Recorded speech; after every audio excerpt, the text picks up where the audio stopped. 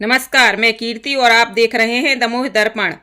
ग्राम बिलानी में बह रही धर्म की गंगा, भागवत कथा सुनने उमड़ा जल सैलाब।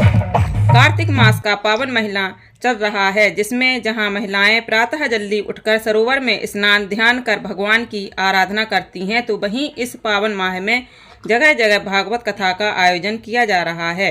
पथरिया जनपद के ग्राम बिलानी में ग्राम पंचायत की सरपंच महेंद्र पटेल के द्वारा विशाल पंडाल लगाकर भागवत कथा का आयोजन किया जा रहा है, जिसमें आसपास की सभी ग्रामों से भागवत कथा को सुनने के लिए जन सैलाब उमड़ रहा है। आइए सुनते हैं भागवत कथा के कुछ अंश। गहराई इन सब बातों में जो यहाँ अवतीर्ण हुई है, वो बाल आनंद की लीलाओं का आनंद लेते हैं। और परम धाम की अंगनाएं जो इस ब्रज मंडल में अवतीर्ण हुई हैं, वो अपने धनी के साथ विहार करती हैं। इसलिए शास्त्रकारों ने लिखा है, जब उन गोपियों के घर में कृष्ण जाते थे तो बड़े हो जाते थे। ये क्या खेल है, समझना। ग्वाल बालों के साथ छोटे हैं। गोपिया में भी देखिए, वहां भी दूसरा कोई नहीं। बाल आनंद देने वाले गोलोकीनाथ श्री कृष्ण है, अनादि श्री कृष्ण इनको कहा गया। वहां भी दूसरा कोई नहीं, वो अपनी बाल लीलाएं कर रहे। हाँ, अब नारायण की जो लीला आती है, वहां सभी हैं, सारे 24 अवतार है। वही भगवान नारायण स्वप्न में विष्णु का रूप धारण करके, नारायण और विष्णु का अंतर जान लेना। और मैंने एक दिन स्पष्ट किया था, नारायण किसको कहा जाता है। निद्रालीन जो स्वरूपों से नारायण कहा जाता है, और उनके स्वप्न में जो सच्ची कड़ी होती है, वो सच्ची कला करने वाला भगवान विष्णु का स्वरूप है। तो ये नींद तक सीमित है। ये संसार की लीला, ये प्राकृतिक लीला, व्यवहारिक लीला, ये केवल मात्र संसार तक सीमित है। इस ब्रह्मांड अनेकों ब्रह्मांडों तक सीमित है। इस लीला का ये अगर आपको जानना हो, विश्वास न हो, तो आकर मेरे पास, मैं भागवत खोल के आपको दिखाऊंगा। बद्रीनाथ को, हे बद्रीनाथ, अभी व्यावहारिक लीला का वास्तविक लीला अखंड लीला में प्रवेश नहीं है, वहां नहीं पहुंचती। ये स्वप्न की लीला है, निद्रा की लीला है। अखंड लीला के वर्षा के टाइम में जल के खड्डे हो जाते हैं और अनंत कीट जीव उसके ऊपर भिनभिनाते हैं। पानी सूख जाता है, वो जीव कहां चला जाते हैं पता नहीं। इस तरह से ये संसार की सृष्टि है।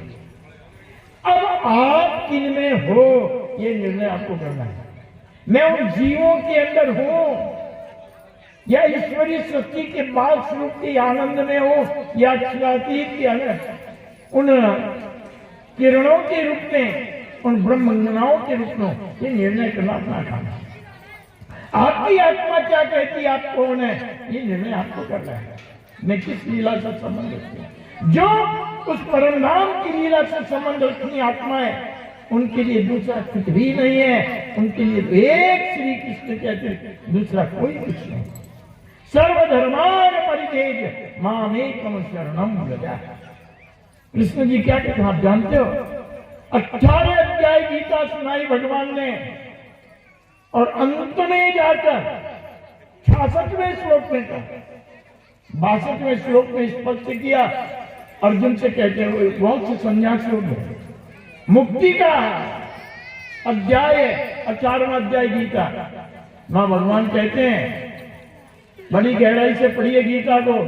तमेव शरणं गच्छ सर्वभावेन भारत तत्प्रसादात् पराम शांति स्थानं प्राप्स्यसि शाश्वतम्। हे अर्जुन, उस पर ब्रह्म की शरण में जा। उस समय अर्जुन ने पूछा नहीं है, भगवान तो आप स्वयं हो, आप उपदेश कर रहे हो, दो भगवान कहां से आ गए। उपदेश करने वाले भी श्री कृष्ण ही है, और कहते तू उस परमात्मा की शरण में जा जो तुझे शाश्वत अखंड परम धाम देंगे। पढ़ लेना गीता का 18वें अध्याय का 62वां। तब अर्जुन बड़ा भ्रमित हो गया, ये कौन है, कहां से आई है, कौन है पर ब्रह्म पूर्ण ब्रह्म अक्षरातीत श्री कृष्ण। बुद्धि भ्रमित हो गई। तब